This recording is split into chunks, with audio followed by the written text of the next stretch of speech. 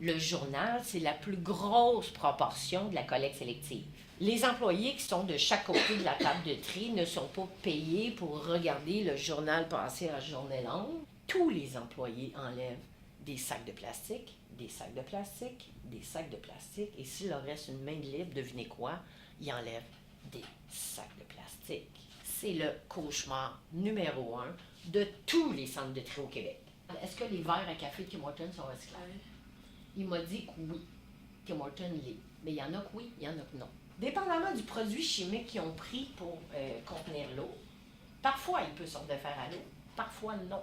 Mettez-les au recyclage. Il doit sortir à peu près 10 à 15 voyages de journal par jour. C'est pas 2-3 petits verres à café pas bons qui vont changer quelque chose là-dedans à la limite. Alors mettez-les pour être sûr de ne pas jeter de la matière recyclable.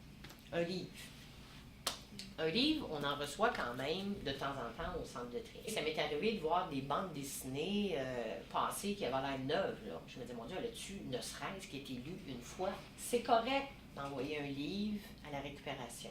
Okay? C'est du papier, c'est du carton. Mais quand le livre est encore propre, là, j'ai l'impression que la personne s'est dit, ah, je recycle, j'ai bonne conscience, je suis merveilleuse et magnifique. Non. Tu as gaspillé un livre. Donne-le à quelqu'un. Donne-le à une bibliothèque, une garderie, à ton petit frère, je sais pas. Quand il sera magané, qu'il y aura des pages de déchirées, des barbeaux dedans, etc., là, c'est rendu mon tour. Je comprends qu'on ne se pose pas la question, à qui pourrais-je donner ma canne de conserve? La réutilisation vient avant la récupération. Utilisez-le au maximum. Ensuite, ça me reviendra. Les cartons de lait et de jus, vous pouvez les mettre, il n'y a pas de problème. Encore là, les espèces de petites languettes en plastique sur le dessus, ou des fois c'est carrément un rond de métal, dépendamment des marques, là, ça peut faire partie de la marge d'erreur. Et si vous êtes bien mordu, enlève le petit gugus de plastique, mets-le à la poubelle, donne-moi ton contenant comme ça, j'ai pas de trouble. Mais s'il est encore dessus, j'en ferai pas des cauchemars non plus, là. Presque personne ne les enlève, alors ça ne changera pas grand-chose. Si vous me dites, Nancy, c'est dur à rincer, il faut viser le petit trou, regarde, coupe ton contenant en deux. Moi, que ça soit 2 carreaux ou un contenant, je m'en fous.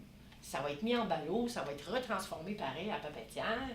Ça n'a pas d'importance pour moi. Ces petits contenants-là, bon là, je vous dirais pas de rincer, là, regarde, le trou est gros de même, là, oublie le projet. Là. La paille, on la jette. La paille, souvent, est en numéro 6, où il n'y a carrément pas de code. Poubelle à ce moment-là, tout simplement. OK?